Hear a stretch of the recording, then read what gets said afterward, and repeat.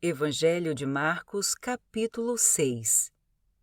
Jesus deixou essa região e voltou com seus discípulos para Nazaré, cidade onde tinha morado.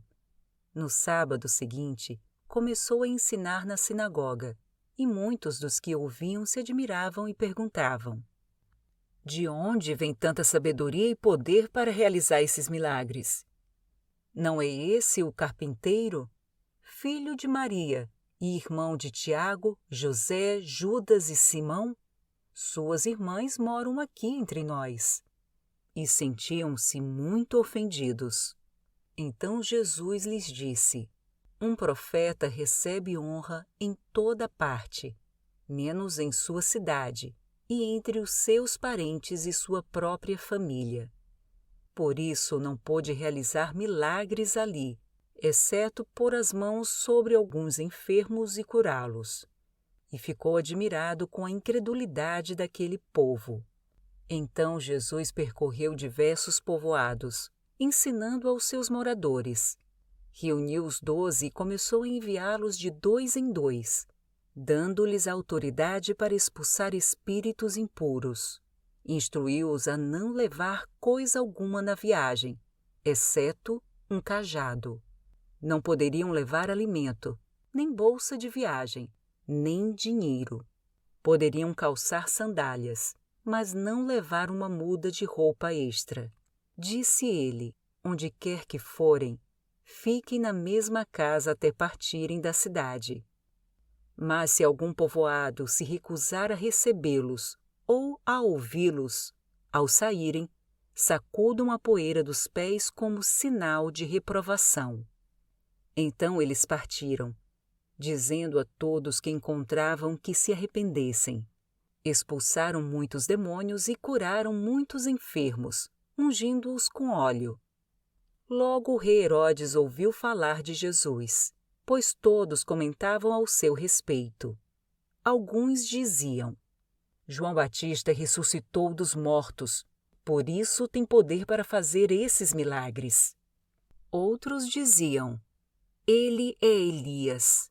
Ainda outros diziam: é um profeta, como os profetas de antigamente. Quando Herodes ouviu falar de Jesus, disse: João, o homem a quem decapitei, voltou dos mortos. O rei havia mandado prender e encarcerar João para agradar Herodias. Ela era esposa do seu irmão Filipe, mas Herodes tinha se casado com ela. João dizia a Herodes: é contra a lei que o Senhor viva com a esposa do seu irmão. Por isso Herodias guardava rancor de João e queria matá-lo.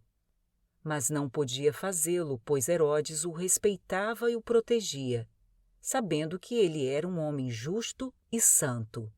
Herodes ficava muito perturbado sempre que falava com João, mas mesmo assim gostava de ouvi-lo. Finalmente, no aniversário de Herodes, Herodias teve a oportunidade que procurava. Ele deu uma festa para os membros do alto escalão do governo, para os seus oficiais militares e para os cidadãos mais importantes da Galileia.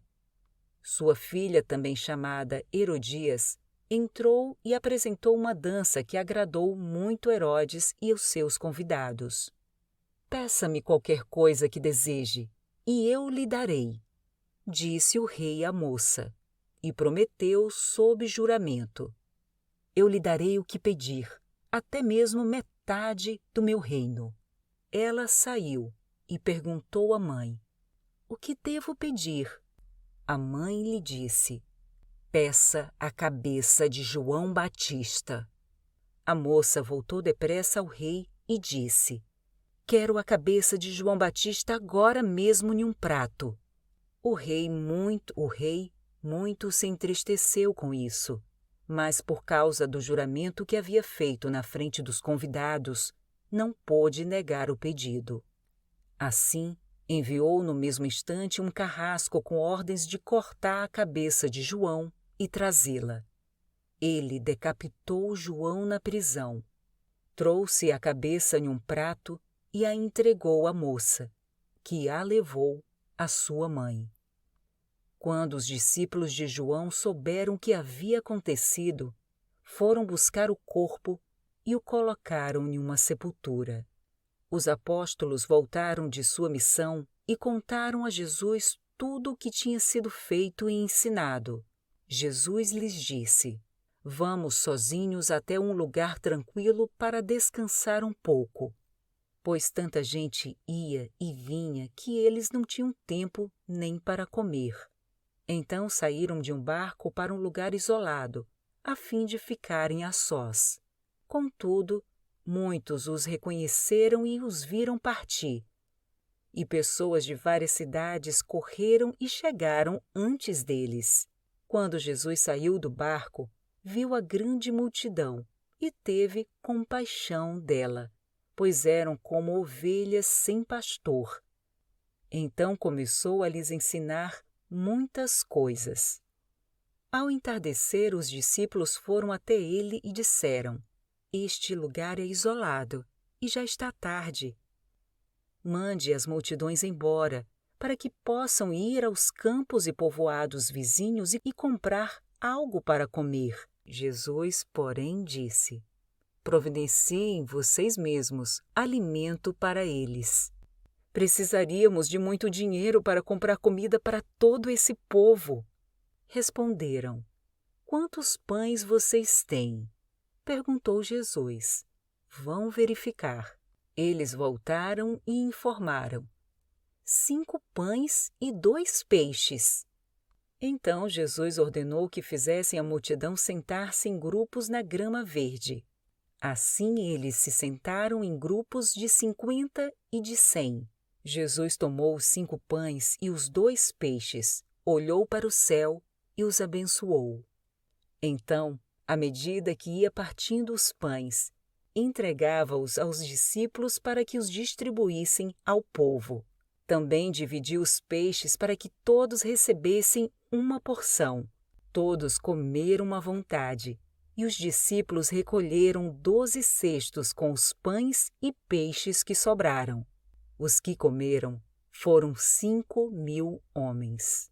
Logo em seguida, Jesus insistiu com seus discípulos para que voltassem ao barco e atravessassem o mar até Betsaida, enquanto ele mandava o povo para casa. Depois de se despedir de todos, subiu sozinho ao monte para orar. Durante a noite, os discípulos estavam em um barco, no meio do mar, e Jesus sozinho em terra. Ele viu que eles estavam em apuros, remando com força e lutando contra o vento e as ondas. Por volta das 3 da madrugada, Jesus foi até eles caminhando sobre o mar. Sua intenção era passar por eles, mas quando o avistaram caminhando sobre as águas, gritaram de pavor, pensando que fosse um fantasma. Ficaram todos aterrorizados ao vê-lo. Imediatamente, porém, Jesus lhes disse: "Não tenham medo. Coragem, sou eu." Em seguida, subiu ao barco e o vento parou. Os discípulos ficaram admirados, pois ainda não tinham entendido o milagre dos pães, pois o coração deles ainda estava endurecido. Depois de atravessarem o mar, chegaram a Genezaré, levaram o barco até a margem e desceram. As pessoas reconheceram Jesus assim que o viram. Quando ouviam que Jesus estava em algum lugar, corriam por toda a região levando os enfermos em macas para onde sabiam que ele estava. Aonde quer que ele fosse, aos povoados, às cidades ou aos campos ao redor, levavam os enfermos para as praças. Suplicavam que ele os deixasse pelo menos tocar na borda do seu manto, e todos que o tocavam eram curados.